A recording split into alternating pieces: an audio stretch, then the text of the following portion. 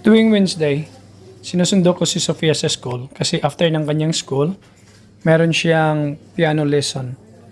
Masyado akong napaaga kaya sa labas na ako nananghalian. So para mapamura, dito ako kumain sa karinderya ng mga Czech. Yung karinderya nito, tayuan lang.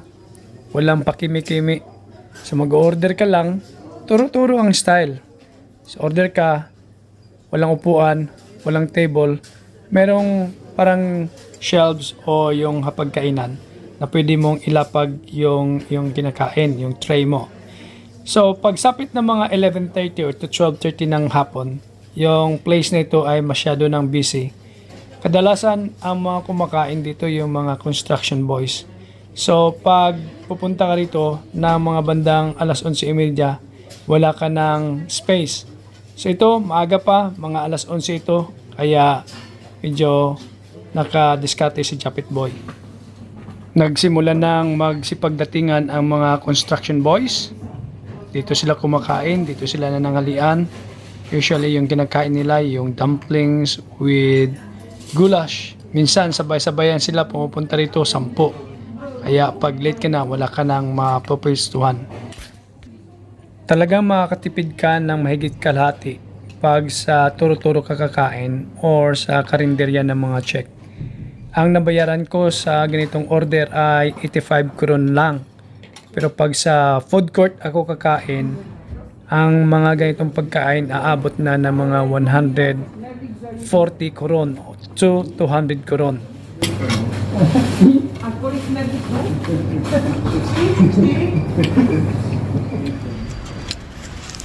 So tapos na akong kumain doon sa restaurant, yung karinderya ng Czech. Ika nga sa kasibihan dito ay if you wanna save money, live like a local. So 3 months and a half na akong nakatira rito sa Czech Republic. At alam ko na kung paano dumiskarte, paano makatipid kung lalabas ka. Dahil nandito nga ako sa town at pag kumain ka dapat tipid. So kasi pag sa mall ako kakain, sa loob ng mall, yung mga fast food, usually nag-spend ako ng pagkain around 300 koron isang kainan or more than that.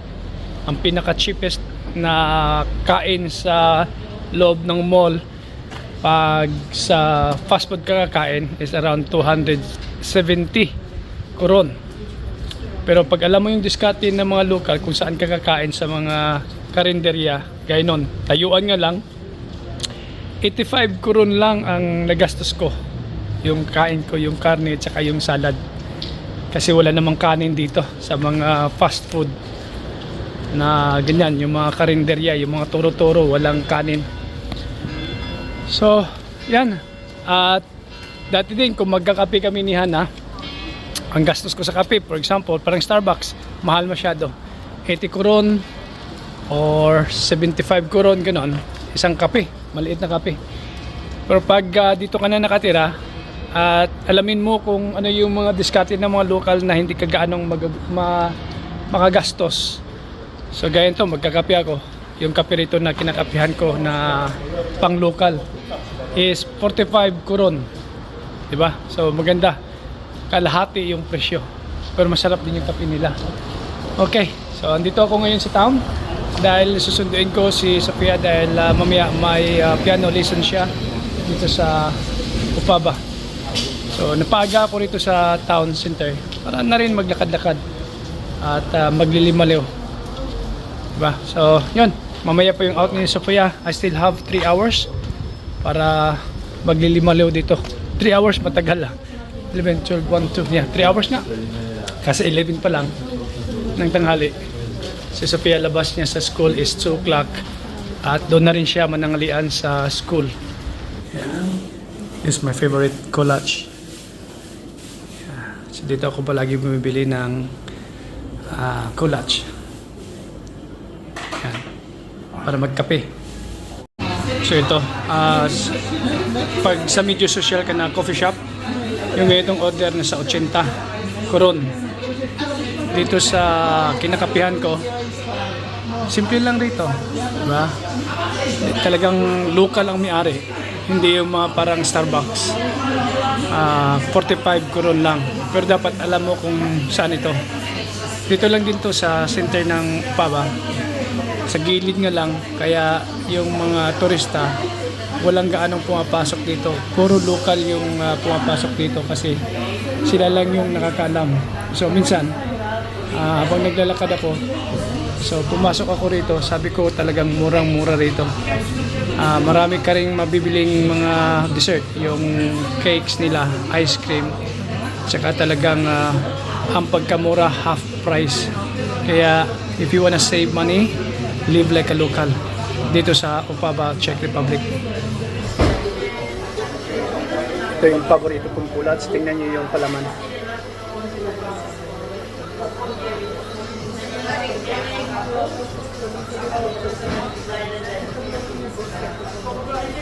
Apple yung palaman. Sobrang sarap. Nagkaugalian ko na talaga na after ng lunch magkape tsaka mag-dessert ng kulats. Sarap.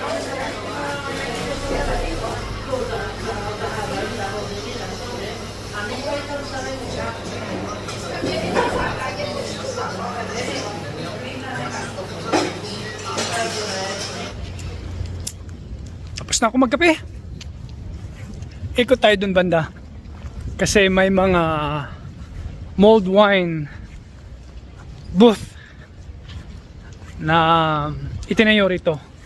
Kung gusto mong mag hot wine, pwede. Sa lahat ata ng Europe, maraming ganito. Pag lalo na December, magka-Christmas. So ito.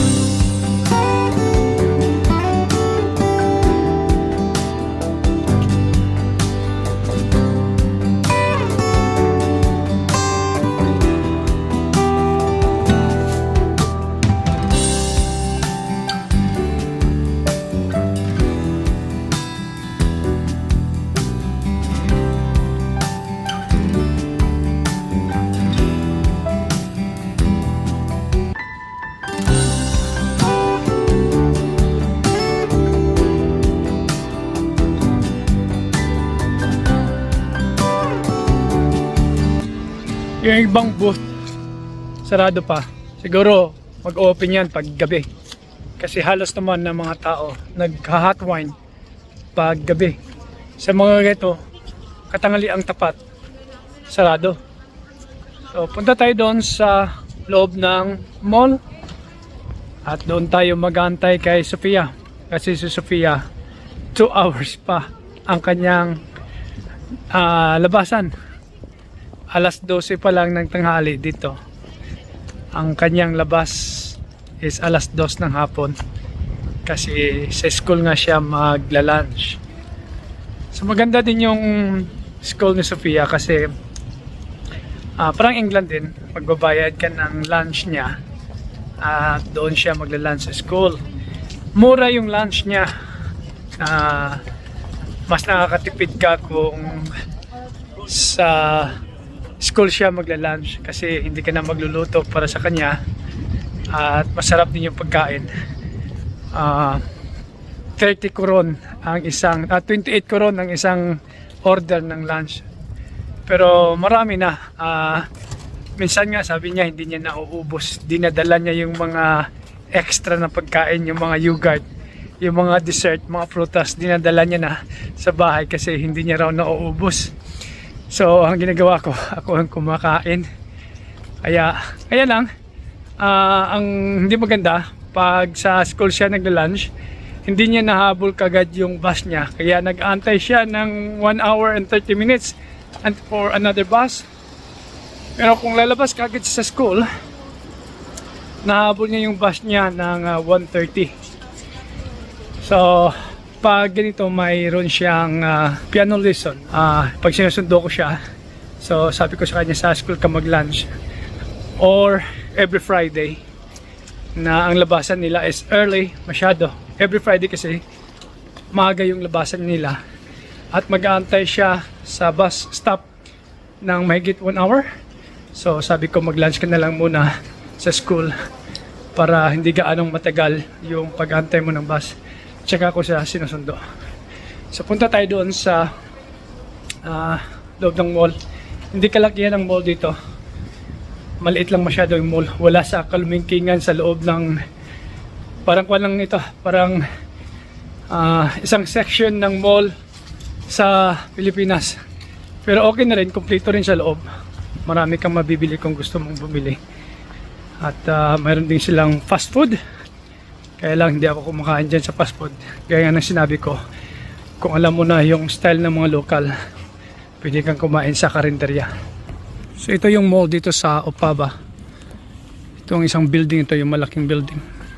Pero hindi ganong kalakihan kung ikumpara mo talaga sa mall sa Pilipinas. Kahit sa pinakamaliit na mall sa Pilipinas, wala ito. Maliit talaga ito. So itong mall nila rito is 3 palapag lang. At saka isang ikutan lang. Yun lang yun, yung parang box. Isang ikutan, 3 palapag. So dito nga ako, punta tayo doon sa kanilang food court para makita din natin kung ano yung food court nila rito. Hindi rin kalakihan yung food court nila, pero pag gusto mo yun ng mga Chinese food, Vietnamese food, may mabibili ka na pagkain na ganyan dito. So, kaya lang yung mga local, hindi sila ganoon ka fancy sa mga McDonald's or Chinese food. Mas gusto nila yung local food. Ganito yung ito mga local food to. Talagang yung goulash, tsaka yung dumplings nila, yung nidlik. Ito yung kanilang food court dito. So hindi naman gaanong kalakihan. Meron nga rin dito Chinese food court. Tapos meron din silang McDonald's. Ganyan. McDonald's at saka KFC. Pero mas mabenta yung local food nila. So yan. Isang ikutan lang din. Maliit lang din yung food court nila. Dito. So ito lang yung mall nila rito. Kaya nga kami ni Hana, pag may binibili kami, usually hindi kami rito sa loob ng mall namimili. Kasi may mga local na mga stores na makikita mo sa labas na mas mura ang mga bilihin. Okay. Ganito, pag mga sa ganitong coffee shop ka magkakape, yung kape latte 80, yung small 80 koron. So mas mahal kumpara sa pagkape ko kanina doon na 45 koron lang. So 80 koron to 120 koron ang kape rito.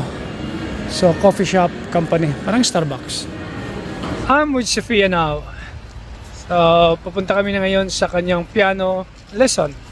But before that, gutom pa raw siya after her lunch. You didn't eat really your lunch, right? Or you ate it, but it's not enough. Yeah. No? I mean, something like that. Something like that. Nalasan niya lang yun para pameriendahin ko siya. So, meriendahin ko muna siya, pameriendahin. What do you wanna eat? I don't know. Cake? So, you wanna eat something? Okay. What do you wanna eat? I don't know. Okay. Let's see, baka magpe-pastry lang siya. What you eating now? Pastry. Show us. Inside? What's that inside? Pastry. Cinnamon, croissant. You like it? Okay, so before we go to piano lesson, are you able to finish all? Yeah, it's only 4. It's only 4. Okay. Enjoy! May na-meet kaming Pilipinas sa town center Si Kabayan, shout out sa iyo, Miss Mylene Rusa. Hindi natin akalain na may Pilipina tayong mamit sa town center. Kasama niya yung kanyang anak. How old her baby, Pinkay? I forgot. Maybe 5 years old or 6 years old. And she's also married to Czech. So, Miss Marlene, Rusa, shout out sa iyo.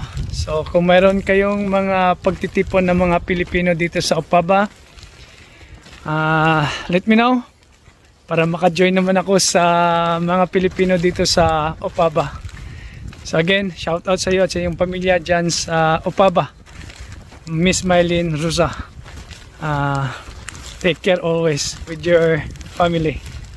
Bye! Bye.